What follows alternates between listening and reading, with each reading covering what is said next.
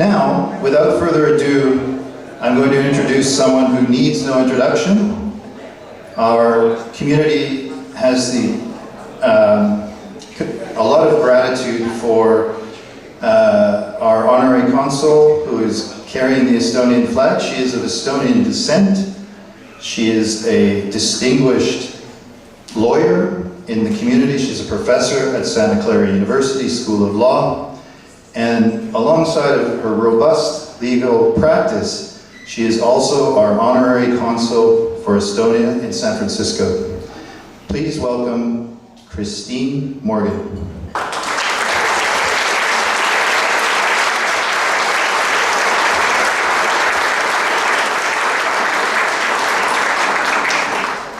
Hi everyone, I'm grateful to be here with you today to celebrate West Coast Estonia Days. I've seen firsthand how hard the organizers of this event have worked to pull it together to be a meaningful event for the diaspora. And I'm really proud of the work that they have done, and to see so many people here, it's amazing. This event is a testament to their passion and your passion to keep Estonian culture alive, thriving, and perhaps most importantly, visible. I was sworn in as Estonia's honorary consul last January, and this role came about, unfortunately, because they closed the Estonian consulate in San Francisco in August 2024. So the foreign ministry needed a local person to hand out passports and ID cards to local Estonians, and perhaps I have passed one out to you. So if I have, thank you for helping me do my job. But aside from these official duties, I've made it my personal mission to make friends for Estonia in the highest places I can. Last January, for instance, I was proud to introduce Estonian Ambassador Sean Paavo Krepp to San Francisco's newly inaugurated mayor, Daniel Lurie, in what was the mayor's first meeting with a foreign ambassador. And I think they bonded really well, and Estonia made a great impression through Ambassador Krepp. And on a personal level, this role has really helped me reconnect to my Estonian heritage. My maternal grandmother, Greta, was an Estonian Swede whose ancestors dated back centuries to the west coast of Estonia. Her father perished in 1920 attempting to move a leftover World War I Soviet water mine away from Rusta Beach on the west coast of Estonia after he noticed it was traveling toward the beach. And her mother died the year before in 1919, likely from the 1918 flu, but the reported cause was meningitis. Orphaned at 3, my grandmother Greta was raised by a foster family in Tallinn, and her foster mother agreed to take her in because she lost her 3 daughters to scarlet fever. Greta attended the German high school in Tallinn, and after graduating, she won a lottery ticket to emigrate to the US in 1937, auspicious timing. She came to New York by ship via Sweden and first stayed in Detroit with an Estonian Swede named Martin Tali and his family. Martin had emigrated to the US in 1908 and had sponsored and helped many Estonian Swedes immigrate here. Greta ultimately married Martin's son, Carl, and they had 2 children, one of whom was my mother, Carol. I'm amazed after sitting through today's speeches and presentations that my grandmother Greta's story is remarkably similar to the story I heard from Sylvia Kistler-Thompson earlier today about her mother, Olga Kistler-Ritso, founder of the Babu Museum of Occupations and Freedom. Both Olga and my grandmother Greta lost their mothers to illness when they were very young, and both were raised by foster mothers who had lost daughters to scarlet fever. Both had difficult early years, but later had the resiliency to thrive in the United States. And their stories are like the stories of so many other Estonians that have shown resiliency, and that we should continue to tell and share as often as we can to keep Estonian history alive and to keep Estonia free. And at this time, I'd like to introduce Mark Chandler, who not only runs what he calls the Foreign Ministry of San Francisco, but who also is an extremely knowledgeable person and a wonderful one to boot. Mark is the director of the San Francisco Mayor's Office of International Trade and Commerce. He's been part of the San Francisco City and County government for over 38 years and has served 9 mayors. Mark is responsible for managing the international programs of the City of San Francisco, including innovation and technology exchange, international aviation development, smart city dialogue, trade missions, investment and trade promotion, sister city partnerships, diplomatic relations, and the like. Mark has assisted with and been part of over 50 overseas missions to locations such as Mexico, China, India, France, Israel, Vietnam, Ireland, Australia, the Philippines, Korea, Hong Kong, Taiwan, Canada, and Japan. But there's a country missing there, Mark. There's a country missing, and we need to bring you to Estonia as soon as possible. Mark has a BA in economics from UC Davis and an MBA in international marketing from UC Berkeley Haas School of Business, and studied at the Tokyo Academy of Japanese. So Mark, please come and give some remarks. Thank you.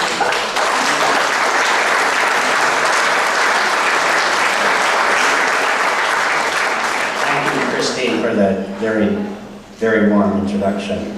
I was wondering who you were talking about, actually, most of that. My name, as noted, is Mark Chandler. I'm the Mayor's Director of International Trade, International Affairs for the City and County of San Francisco. I am here tonight on behalf of our Mayor, Daniel Lurie, to celebrate that the West Coast Estonian Days are once again in San Francisco. It started here 73 years ago, I understand. The last meeting was 13 years ago, so we are honored to have all of you back here in San Francisco. A special welcome, Madam Minister, to our city. I understand it's 20 years since you've been here before.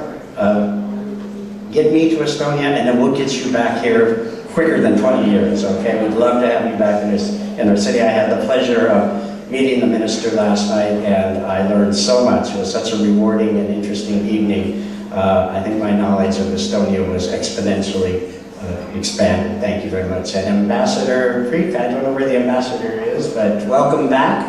I well remember your first meeting with our mayor earlier last year, and welcome to all of you here tonight. Special thank you to Christine. I work with Christine on a regular basis in her role as the honorary consul, and I can tell you she does a magnificent job. I get to see all the consuls working. You've got one of the best here, Christine, so thank you very, very much.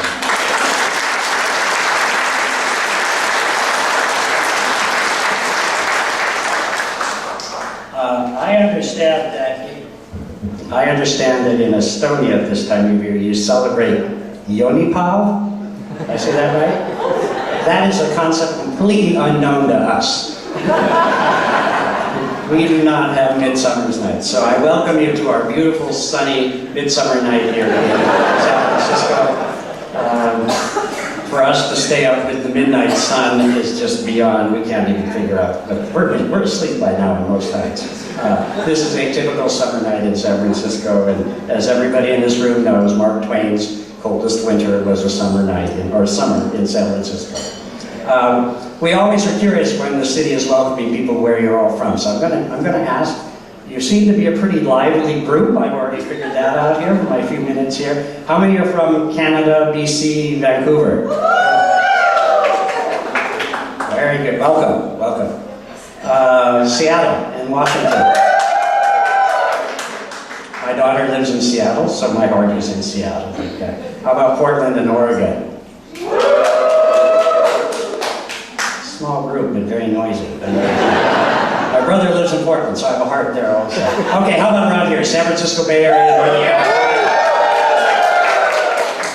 Yeah, okay, very good, very good. Did I miss anybody? I'm not familiar with this Los Angeles. Okay, Los Angeles and Southern California. Okay, and East Coast, man. Who's from the East Coast? I think I'm going to warn our police about this group this week. This is a lively group. You're in San Francisco at a great time. We are truly going through a renaissance in this city right now, and I think you will feel that as you're out on the streets. I know you had a busy day today, and you have a busy weekend ahead, but you'll feel the energy that is back in this city now. It is a very safe city. We're at the safest times we've had in 40 or 50 years in this city. Economically, we are thriving, as you might have heard today. You know, we could take a walk from where we are right now, and we could visit 2,000 technology firms by walking from where we are right now. Probably 400 or 500 of those are involved in AI at this time. We could visit 200, 250 biotechnology firms. We could visit the financial centers of the West Coast, some of the largest financial institutions, all by walking where we are right now. So it's a great, great time in our city. And you're going to see a lot of fun things going on in our city also as you're here this weekend. We take great pride that San Francisco is this mosaic of people from all corners of the world, all different lifestyles, all different ethnicities, all different cultures. And this city has done this amazing job of putting this all together and creating what we think is the greatest city on earth, and certainly one of the most interesting cities. And so tonight and this weekend, it is our honor to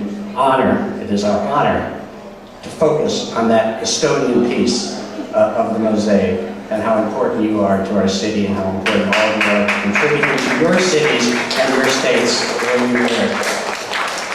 Christine comes to City Hall every year on February 24th, and we raise the Estonian flag over City Hall on that day. We light our City Hall in the colors of the Estonian flag on that day to show our appreciation to the Estonian American population. And it's our honor as a city to do that.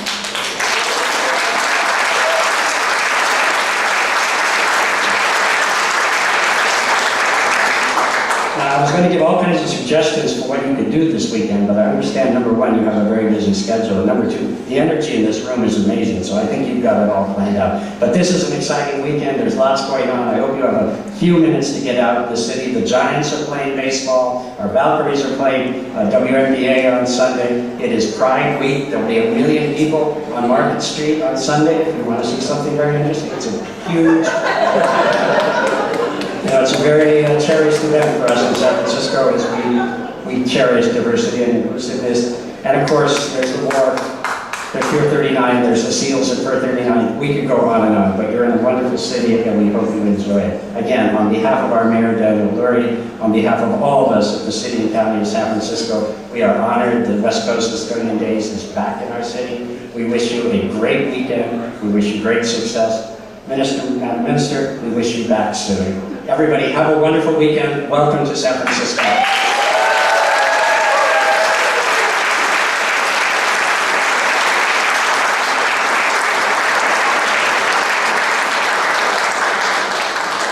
Thank you, Mark, for being such a cherished friend of Estonia. We really appreciate you. And now, let's turn to a very important person who made this event happen, the president of LEP 2026. Mark Davey is a cybersecurity leader, a long-time board member of San Francisco Estonian Society, an elected member of the Estonian American National Council, and she poured her heart, soul, and vision into bringing this festival to life. Please give a warm welcome to Mark Davey.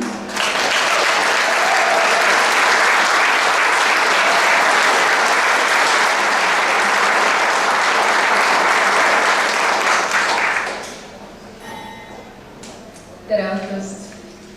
Head sõbrad, good evening, distinguished guests, honored dignitaries, dear friends. Lugupeetud minister Kristina Kallas, suursaadik Kristjan Prick, Honorary Consul Christine Morgan, Mark Chandler, a representative of the City of San Francisco, past LEP presidents, performers, volunteers, sponsors, and friends who have traveled from near and far, and I'm so happy to welcome you to LEP 2026. And I do feel responsible for the weather, but it just simply wasn't in the budget. On behalf of the entire LEP team, thank you for being here tonight. We gather here as Estonians and friends of Estonia, across generations, across countries, and across many different life stories, carried by culture, by memory, by language, by music, and by the people who came before us. Today, many of us have spent the day looking forward to the future. We have talked about innovation, education, resilience, technology, and the ideas that will shape the world our children will inherit. And now, as we turn toward the music and celebration very shortly, I would like to reflect on something that became clearer to me as we planned this festival.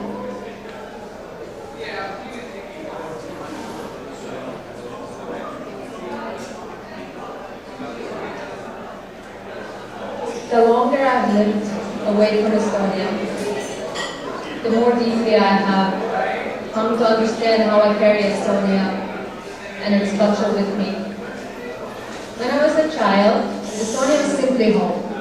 I never stopped to think about it or ask what made it so. It was summer fields, wild strawberries, it was walking through the forest with my grandparents picking mushrooms. It was the smell of pine after the rain and sauna evenings, and the kind of quiet that somehow said more than words ever could. At the time, these were simply ordinary moments, but looking back, I understand that they were nothing but ordinary. Without my realizing it, they were giving me a way of seeing the world, a sense of belonging, a connection to nature, and an understanding of where I come from.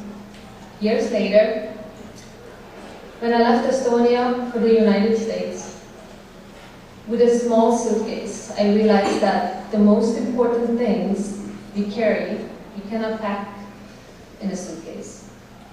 We carry memories, we carry values, we carry language, stories, songs, music, and the everyday moments that become part of who we are. And it is never carried by one person alone. It lives because families, teachers, singers, artists, volunteers, friends, and communities choose to pass it forward. It takes some effort. For Estonians, music has always been one of the most powerful platforms to share our values. Just think about the singing revolution. Songs have carried our language, sometimes it had to be decoded, our stories and our hope and our sense of who we are. When I was a little girl, my grandfather once turned on the radio and said, "Listen, that's me singing." It was a song called Rohelised Niitud, Green Fields. A song that played on the radio, and he loved that melody, and he sang it often. Reminiscing his younger days, he used to be part of a radio ensemble. And long before I understood the full meaning of the words of that song, I understood the feeling it carried. And now for me, that song has become one of the things I carry with me, being away from Estonia. Today I understand more deeply the pain we carried in silence, and how this song may have been a remedy in difficult times. Our grandfathers had to endure hardships we cannot even fathom. Can any of us imagine surviving even a week as a forest brother today? So when I hear this song, I do not hear only the melody. I hear my grandfather's voice. And for a moment, he's still here. And through that song, I feel connected to my roots. Perhaps that is one of culture's greatest gifts. No matter how far life takes us, it has a way of keeping us connected. That is why gatherings like West Coast Estonian Days matter. Not because they ask us to live in the past, but because they give us a place to carry what matters into the future. To our children, to our friends, to those discovering Estonia for the first time, and to even generations we may never meet. So as the music begins, I would like to leave you with one question. What do you carry with you? What place, what person, what tradition, what song has quietly become part of who you are? Perhaps somewhere in the music that follows, you will recognize a piece of your own story. Please join me in welcoming Nooruse Segakoor, directed by Roland Vilukas, as they perform Rohelised Niidud, a song that evokes longing for Estonia and reminds us of the home we carry within us. Thank you.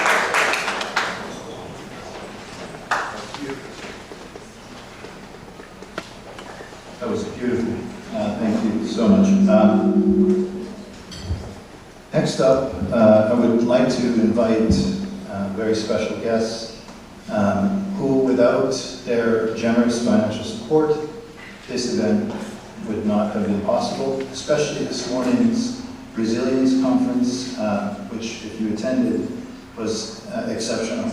And I was very touched by the story of Olga, the mother of Sylvia Kistler-Thompson, who, through her own resilience, found her way to the United States via a boat to Germany, a displacement camp, and finally landing in the east coast of the United States. And I was also blown away by the incredible legacy and forward-looking vision that this family has brought to Estonia. For those of you who have attended the Vaabo Museum and been touched by the message, which is never again, that is possible. Thank you to them. So I would like to introduce the trustee of the Kistler-Risto Foundation, Andrew Thompson, and the president of the Kistler-Risto Foundation to come up and say a few words. Please.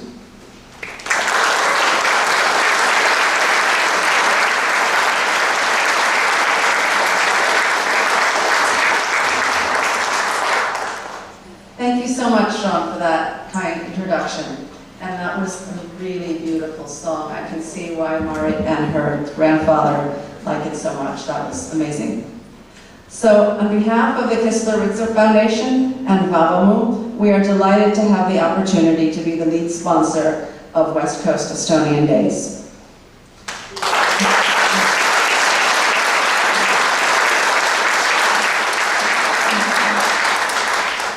Kistler-Risto Foundation was founded by my mother, Olga Kistler-Risto, and if you were at this afternoon's session, you heard her life story. So she founded the foundation and the museum with the mission of never again. Her words when she cut the wire introducing the museum with the sponsor, then-time President Juhan Parks, was never again. What my mother wanted was to ensure that her home country that she loved would never again be occupied by a foreign power. Never again be subject to authoritarian rule from within or from without. And that led Kistler-Risto Foundation's investments in two flagship programs. In Estonia, Vaabo, an institution that memorializes the occupation and the terrible consequences of authoritarian rule, honors the resistance and resilience of the Estonian people, and celebrates the country's incredible recovery. It's intended to remind visitors and young people who have not experienced the occupation that freedom is not free, and if you do not invest to protect it, you may lose it. In America, Stanford University Library's Baltic Studies program. And this is a remarkable set of opportunities that creates a structural link between Estonia, Stanford, and Silicon Valley's tech economy. It's intended to ensure that people in America learn about the eastern edge of the Western world and appreciate the remarkable contributions the people of the new Nordics are making to our freedom and to our security. These flagship programs are expanding, and now my husband Andy would like to add a few words on this topic.